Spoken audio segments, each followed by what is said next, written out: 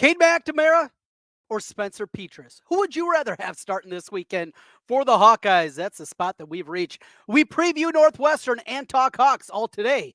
Locked on Hawkeyes.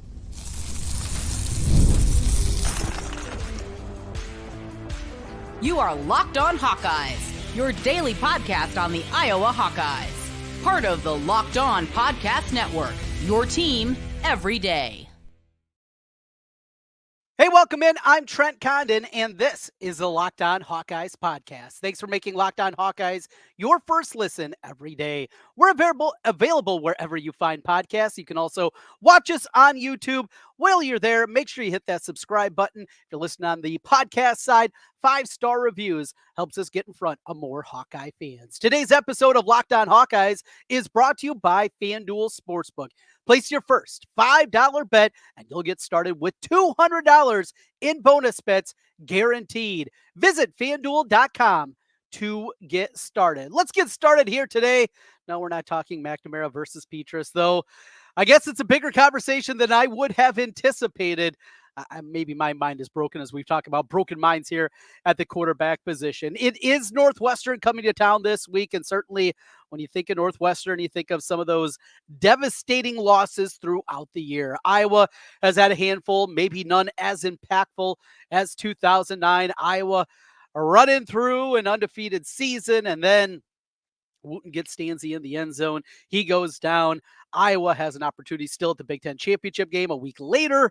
But there's been plenty of those moments. I remember vividly a year later, 2010, being in Evanston for the Iowa matchup against Northwestern, and another comeback victory for Northwestern. Iowa, Adrian Claiborne and the rest of that defensive line just suck and win because they had no depth. And by the fourth quarter of the game, they couldn't get to the quarterback anymore, and Northwestern came back in that one. There's been plenty of frustrating games throughout the years.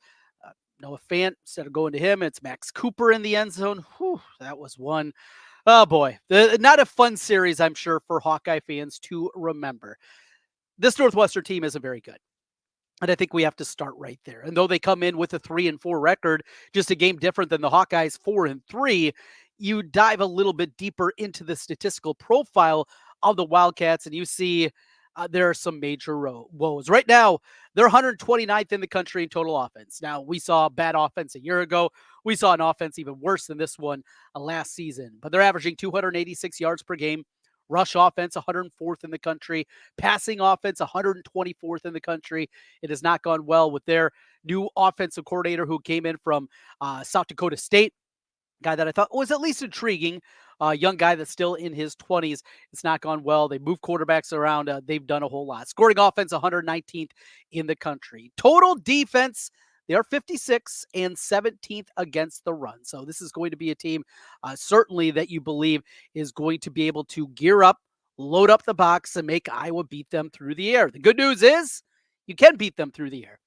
And when we look at number one here of our Friday walkthrough, before we get Tom Kakert in here and talk a little bit about the game and some basketball with him, and a couple of basketball questions we're going to wrap up today. This has to be the game for Cade McNamara. Now, I believe we are past the hopeful stage. And every day, as you know, I was hopeful. I was hopeful that we were going to see him shake off the rust, improve. And by the time that we got to this point in the season, that he was going to be humming along, at least at the highest level that he can do. As we saw a week ago in the first half, though, that guy's not coming back. The Cade McNamara that we saw at Michigan, the Cade McNamara that we believed we were going to get when he transferred away from the Wolverine program, that guy's not there anymore. I don't think there is anything that you look at outside of hope that you can point to a Cade McNamara and say it's coming back. Well, this is the perfect opportunity for him. Whatever is left in Cade McNamara, it has to come out tomorrow against Northwestern. This cannot be a game where Iowa gets enough out of Caleb Johnson, finds a way to get the win, holds on, the defense has a bounce back effort, and they get the job done and they win it 16-11. No. This needs to be 225, 250 yards through the air, a big game offensively, the bounce back, for, as we mentioned with the defense. We'll get to that momentarily. That's what you need out of this game. But most importantly, it has to be Cade McNamara. Because You can't go into next football season. Well, we have our starting quarterback in Brendan Sullivan. Look, if Brendan Sullivan is not good enough to beat what we've seen at the quarterback position this year, then he can't be your quarterback next season. It's as simple as that. If you truly believe that you have your guy for next year and you're not playing him right now, well, again, that's coaching malpractice, which we've seen plenty of times in recent history with Kirk Ferentz and company. That's where it starts. And if this thing goes poorly, let's make the change quick. Let's not wait till you're down 10-0. Not wait till McNamara throws a couple interceptions. Look, we get a turnover, we get a 3 and out, we get something early. Let's go. Let's see. Brendan Sullivan obviously is going to have a little extra motivation going up against his team. I don't think that is any reason at all to actually go out there and play him because of that. But it is at least a carrot that's out there that you can dangle in front of him going up against his old squad, a guy that they were ready to move on from. They were ready to move on from Sullivan a year ago. But you have to understand, you have to realize, and you have to look at this big picture. I also know that that's not the way that Kirk Ferentz operates. That's not the way that he builds his football program. We don't see very much of that. So that's another component to this one. Through the air, that's how you beat Northwestern. Northwestern this season lost in overtime against Duke, a Duke team that, by the way, is 6-1 right now. Hung around against Indiana. I mean, that was a game in the fourth quarter against a Hoosier team that we know is incredibly talented. They blew out Maryland 37-10 before getting run off the field a week ago against Wisconsin. You can't give them opportunity. This is a team you just need to punish. And the betting markets indicate they're all about the Hawkeyes this week. Not only is Iowa been nearly a 2-point favorite, this team has continued to come in on Iowa. The betting public, and normally the people betting earlier in the week are people with a little more investment into it. They've been betting the Hawks all week long, that they believe it's going to be a bounce back. We talked about this 2 weeks ago after the Ohio State game. Kirk Ferentz's greatest strength as a football coach is his ability to rally the troops, his ability off a loss that looks as bad as it's going to be to bounce back in a big-time way.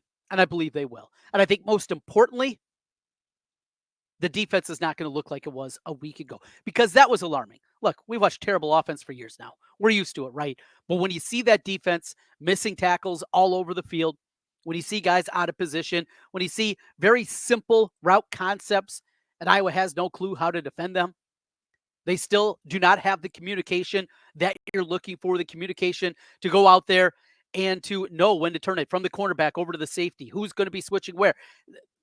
It's been as bad as we've seen in the Phil Parker era in the defensive backfield. And that continues to happen as we're into the end of October. This is the last game in October. And we're still seeing these warts show up for this football team. It's eye-opening. It's surprising, but it is a reality. That's what we have right now. Let's bring Tom Kakert in here from Hawkeye Report, get some basketball talk along with football talk. We'll get his thoughts on the matchup against Northwestern, talk plenty of hoops. Men's basketball team, their opener, it's an exhibition game as Justin Wick, former Hawkeye, and Minnesota Duluth come to town. What are we going to see from that Hawkeye team? Talk some basketball. We'll talk some football. We continue. This is Locked On Hawkeyes. Today's episode of the Locked On Hawkeyes podcast is brought to you by PrizePicks. PrizePicks, so much fun. I absolutely love having an opportunity to jump in there and just pick more or less of at least two players. Gives you a shot to win up to 100 times your cash. Run your game all season long on PrizePicks. PrizePicks is the best way to get into the action in over 30 states, including California, Florida, Georgia, Texas, and now here in the state of Iowa. PrizePicks is the only real money daily fantasy platform with an insurance policy. So if your lineup stay in play, even if one of your players get injured, if your player leaves in the first half and doesn't return, PrizePicks keeps your lineup live. Want to play PrizePicks alongside some of the biggest names out there? You can find that in community plays. And PrizePicks puts its members first. So all withdrawals are fast, safe, and secure. When my picks hit, I can get my money back in as quick as 15 minutes. Sign up today and get $50 instantly when you play $5. You don't even need to win for that $50 bonus. It's guaranteed. PrizePicks also offers weekly promotions that can lead to big payouts, like Taco Tuesday. Each Tuesday, PrizePicks discounts select player projections up to 25% to provide even more value. games this weekend coming up. You're taking a look maybe at the Bears Commanders. You want to jump aboard on Caleb Williams. You just pick more or less in his passing yards. You can pick more or less on his rushing yards. You can do that and a whole lot more. Download the app today. Make sure you use the code LOCKEDONCollege to get $50 off instantly after you play your first $5 lineup. Again, Locked On College is the code that you want to use when you download PrizePicks. PrizePicks, run your game.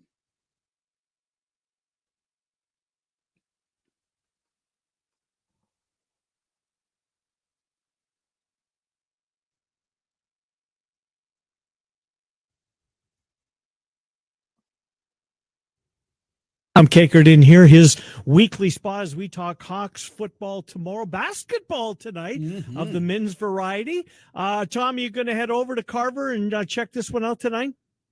Oh, absolutely. I'll be there. Looking forward to the basketball. Almost looking forward to the basketball more than the football.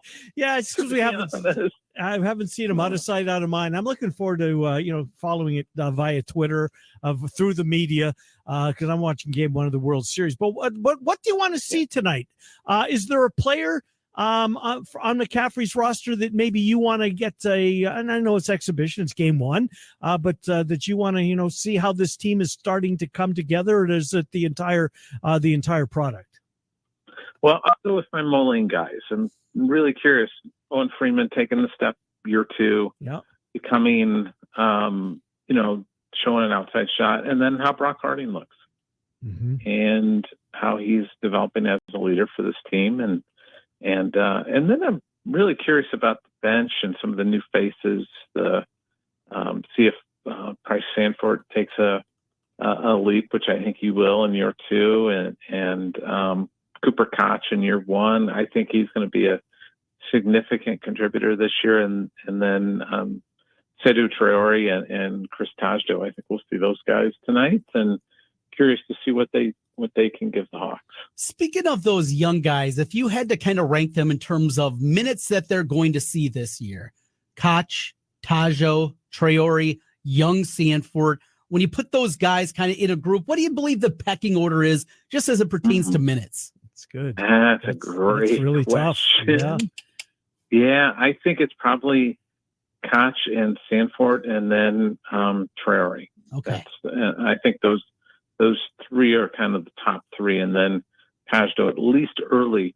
Now, if he comes on and develops, because I think he's pretty raw, but if he can give them some more energy, I think the big thing they're looking for from Traore is they're trying to get his motor to run hot all the time, where Tajdo kind of runs hot all the time.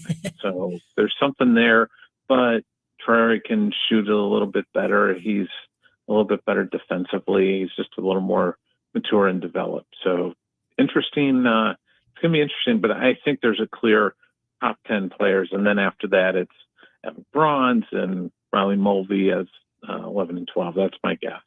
You have been on the Brock Harding train, obviously, for a long time. Quad City connections. He's going to likely get the start, it sounds like, tonight, and going to be the starting point guard. Same kind of thing. How do these minutes get divvied up? Are we talking a 65-70% of the time it's going to be Harding with Elwell backing him up, or is it going to be closer to 50-50? I think it's going to probably be more shaded towards Brock having most of the minutes. That's just my gut feel, at least early. Now, if he struggles, then you've got a really good option. I don't think it's going to be like 2020. I think it'll be more like, I don't think it'll be 30-10, but like 25-15, something like that. And you could see some, talking to Fran a little bit, they're not opposed to both of them playing together. But it'll depend on the size of the backcourt they're going up against, because, as you know, neither of those guys are like towering figures either. Is there any way for us to watch this game? Is it BTN Plus?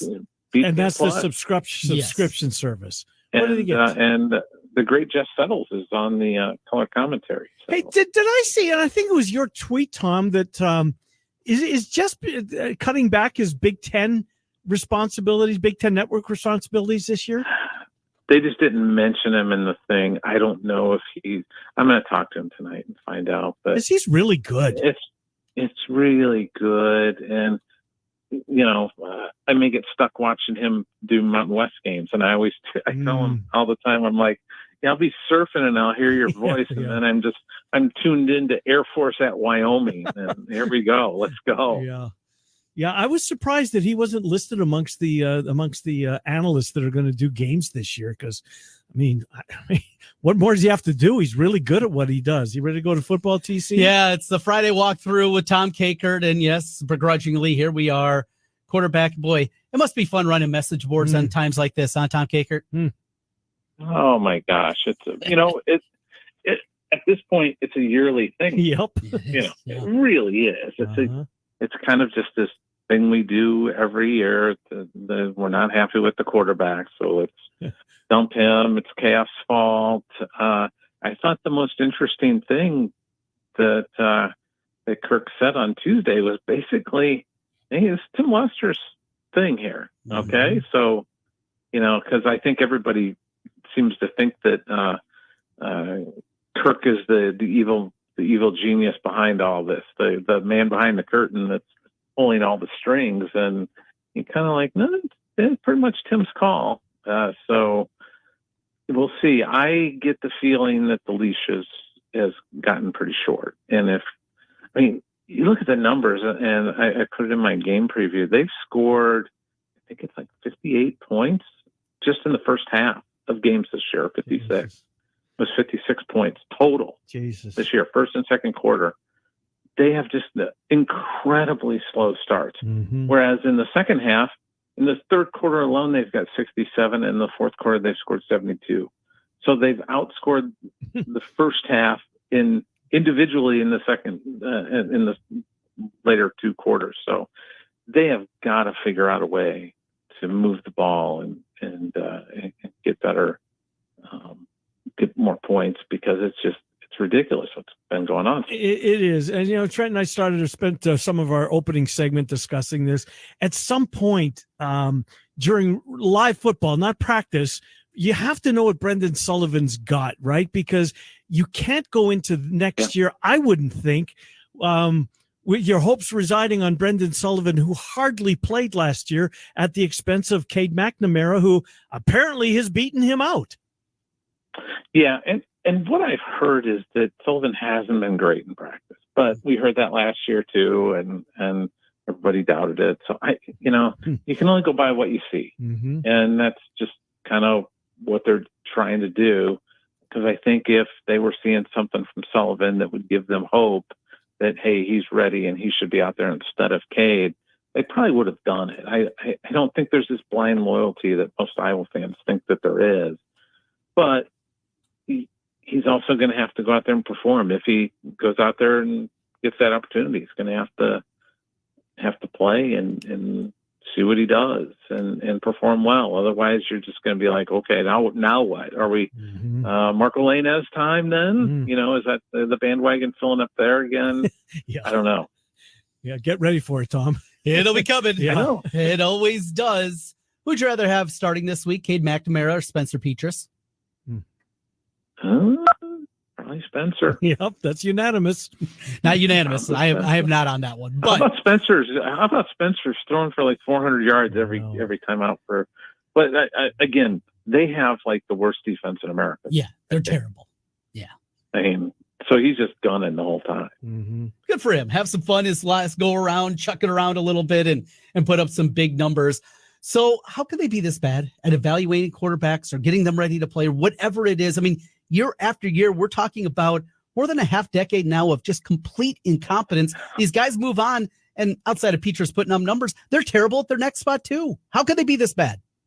Yeah, I think it's just some really bad evaluations on Iowa's part of, and maybe getting sold kind of a bill of goods with some quarterback coaches and stuff that make you believe that these guys are really good. And but all those guys had, I think, other offers from different places, legit places. So it's not like Iowa was on this island and, they took this kid.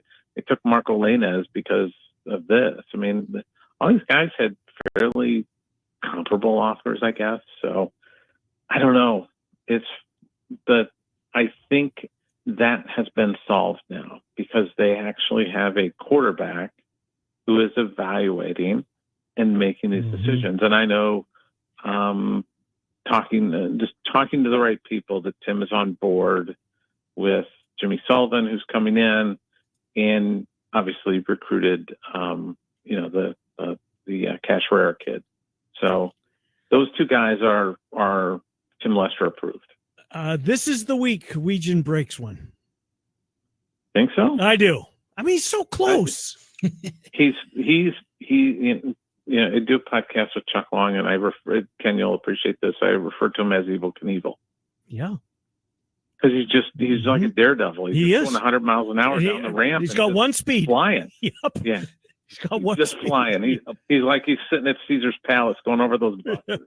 I remember it well. We are old enough to remember that. Tom, Yes. you know the conversations about quarterback play, but that defense on Saturday night was hideous. 19 missed tackles according to Pro Football Focus, and at times it looked even worse than that.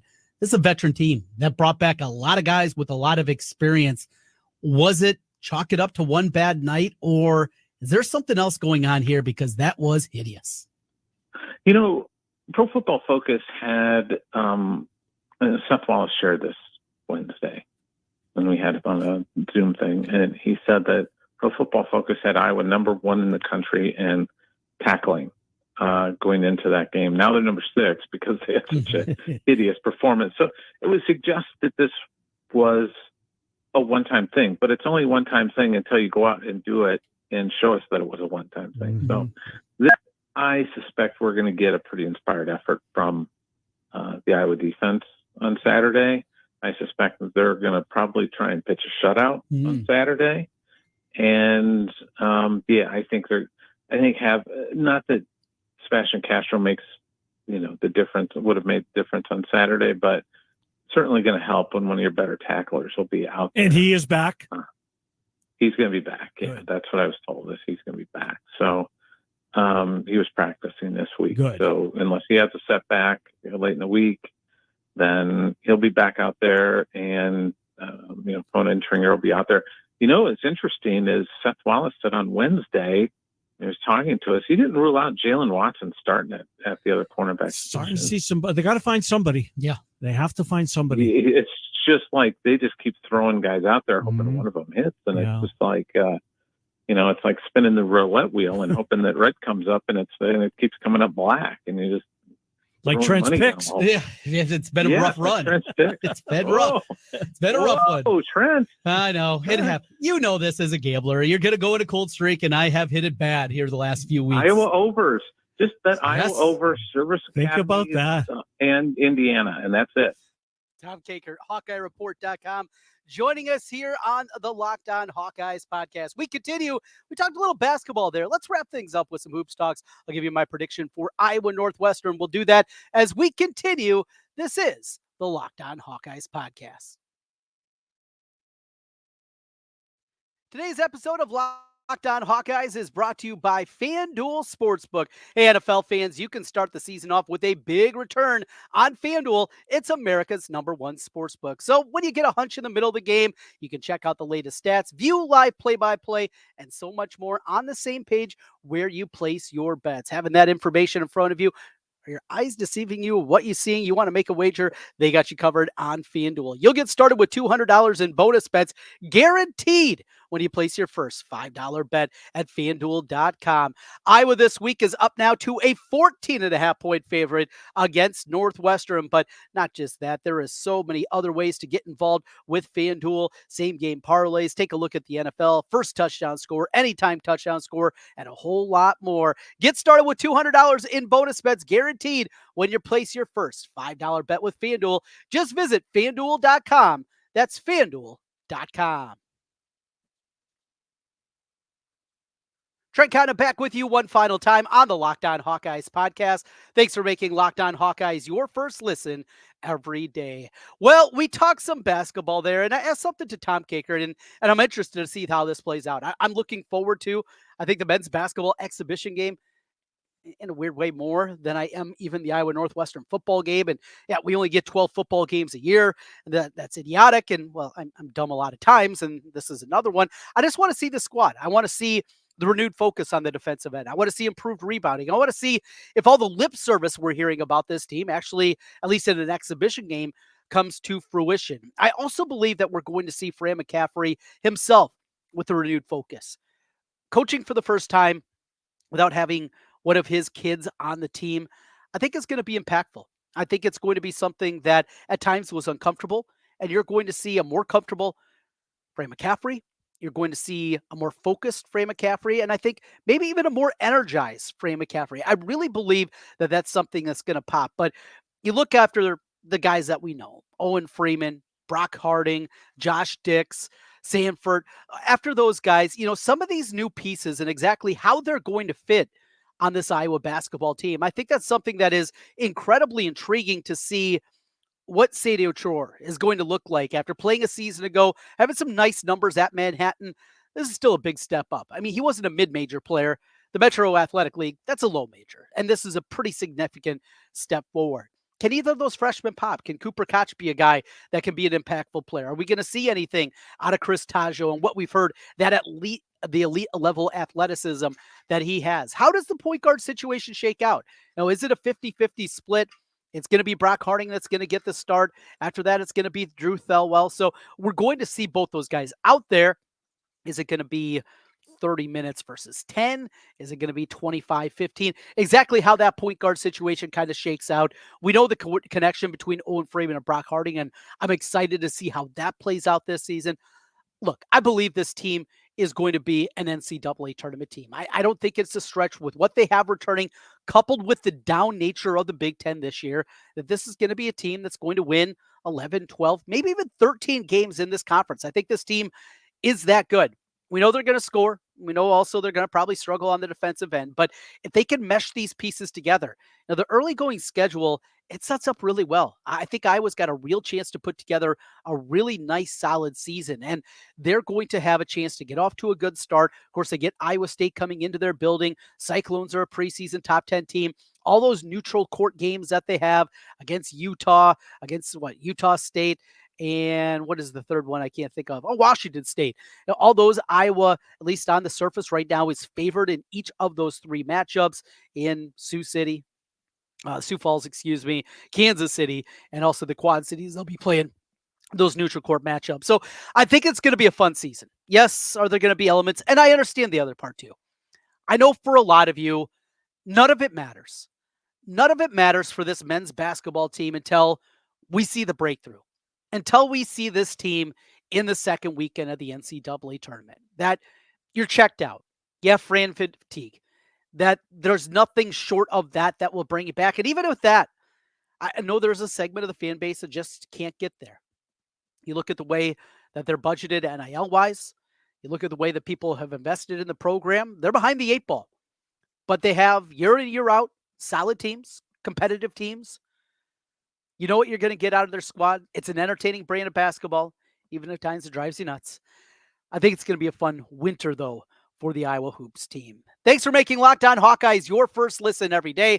We got you covered. Hey, don't forget also for your second listen, make sure you check out the Locked On Big Ten podcast. Craig Sheeman, he does a great job taking a look all around the Big Ten, all the big storylines. He's talking football, he's talking basketball, and he's got the Big Ten first just where we want it. You can find Locked On Big Ten on YouTube or wherever you listen to podcasts. I'll be traveling this weekend. Hopefully, I have at minimum a instant reaction short for you after the Northwestern game on Saturday night. In fact, maybe even we'll do that after the basketball game here this evening, depending on the way a viewing goes for that one. As I said, really intrigued by this basketball team and excited to see them out on the hardwood. Thanks as always for making Locked On Hawkeyes your first listen every day. Again, hit subscribe if you're watching here on YouTube, or a 5-star review if you're listening on the podcast side. Would greatly appreciate it. We'll talk to you again tomorrow. Appreciate you being with us here today. This is Locked On Hawkeyes. Go Hawks.